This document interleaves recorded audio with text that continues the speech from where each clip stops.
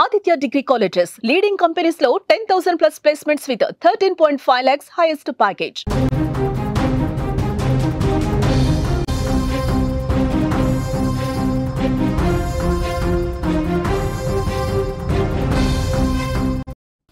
కొన్ని రోజులుగా తెలంగాణ రాష్ట్ర వ్యాప్తంగా కురుస్తున్నటువంటి కుండపోత వర్షాలతో ప్రాజెక్టులకు జలకళ సంతరించుకుంది.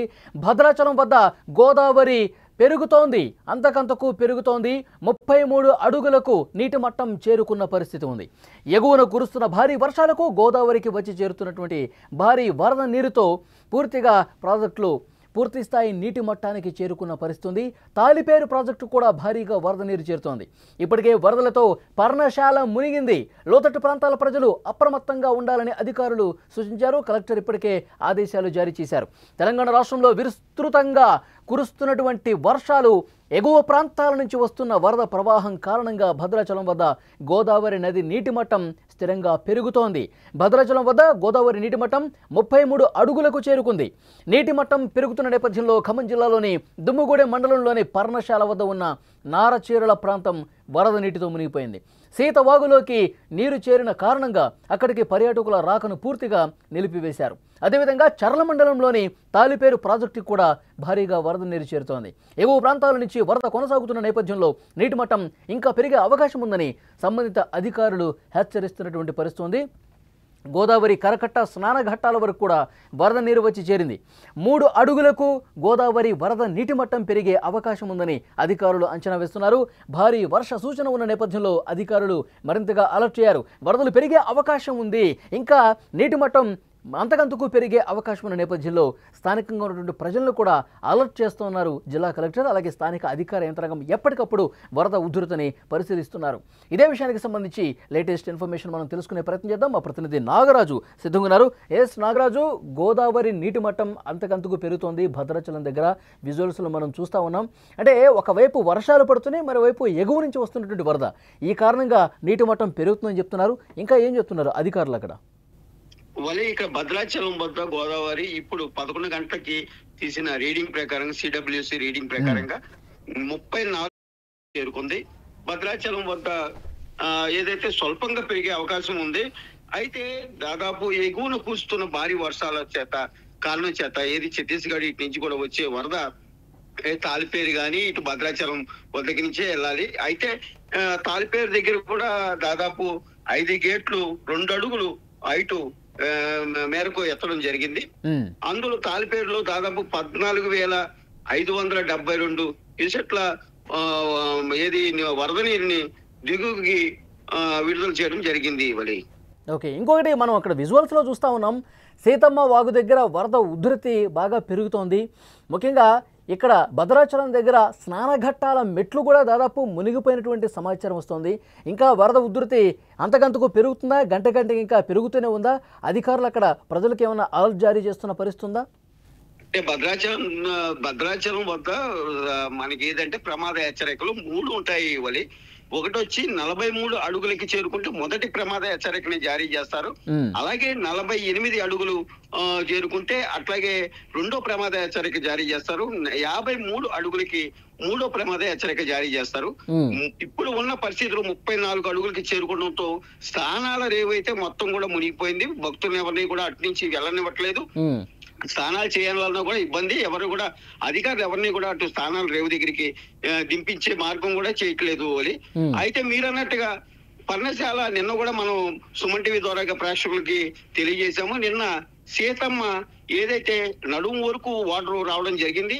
ఈ రోజు దాదాపు విగ్రహం మునిగిపోయింది. అలాగే రామయ్య కూర్చున్నటువంటి సింహాసనం ఏదైతే ఉందో ఆ సింహాసనం కూడా పూర్తిగా మునిగిపోయింది. ఇప్పుడు ఈ మొదటి ప్రమాద హెచ్చరిక జారీ అయితే మాత్రం ఇంకా కూడా పూర్తిగా మునిగిపోయే అవకాశం ఉంది. ఇది నారచీరల వరకు, పర్ణశాల గుడి బానే ఉంది. నారచీరల ప్రదేశం ఏదైతే ఉందో ఆ నారచీరల ప్రదేశం మాత్రం అది మునిగిందని చెప్పాలి. నాగరాజు, మనం విజువల్స్లో చూస్తూ ఉన్నాం. వరద ప్రవాహం ఎంత వేగంగా దూసుకొస్తుందో కనిపిస్తూ ఉంది. అంటే ఇక వర్షాలు ఇంకొన్ని రోజుల పాటు ఉంటాయని చెప్తున్నారు. ఎగువ రాష్ట్రాల్లో కురుస్తున్న వర్షాలు కూడా కిందకి దిగువకి భారీగా వరద పోటెత్తుతోంది. గతంలో మనం చూసాం విపరీతంగా వర్షాలు వరదలు వచ్చినప్పుడు భద్రాచల పట్టణం లోపలికి కూడా వాటర్ వచ్చిన పరిస్థితుంది. సో అలాంటి సిచ్యువేషన్, అలాంటి ప్రమాదం ఏమైనా ఉందా? అధికారులు ఏమైనా చెప్తా ఉన్నారా? అయితే అధికారులు చెప్పడం ఏంటంటే వరద తక్కువ మొహం పట్టుద్ది అంటున్నారు. కానీ ఏంటంటే బయట నుంచి మనకి తెలుస్తున్న సమాచారము గోదావరి పైన ఎగువల వర్షాలు బాగా పడుతున్నాయి. మహారాష్ట్ర నుంచి వచ్చే వర్షం కూడా వరద కూడా ఇటు భద్రాచలంకి రావాలి. కాబట్టి ఖచ్చితంగా ఇక్కడ ఫస్ట్ ప్రమాద హెచ్చరిక దాటి రెండో ప్రమాద హెచ్చరికకి చేరువలోకి వచ్చే అవకాశం ఉందని చెప్పనైతే మనకైతే తెలుస్తుంది. దీనికి ఎటువంటి ఇబ్బంది లేకుండా కలెక్టర్ జితేష్ వి పాటిల్ గాని, అట్లాగే ఎస్పీ రోహిత్ రాజ్ గారు గాని దగ్గరుండి ఇక్కడ ఎవరు కూడా ఇబ్బంది పడకుండా చూసే అవకాశం కనిపిస్తుంది. ఓకే నాగరాజు, మరింత ఇన్ఫర్మేషన్ కోసం మళ్ళీ ఒకసారి మిమ్మల్ని కాంటాక్ట్ అవుతాం.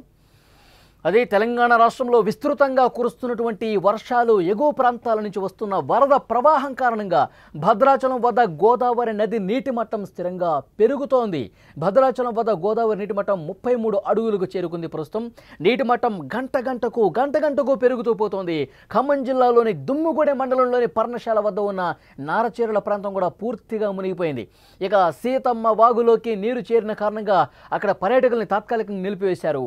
చర్ల మండలంలో తాలిపేరు ప్రాజెక్టు కూడా భారీగా వరద నీరు వచ్చి చేరుతోంది.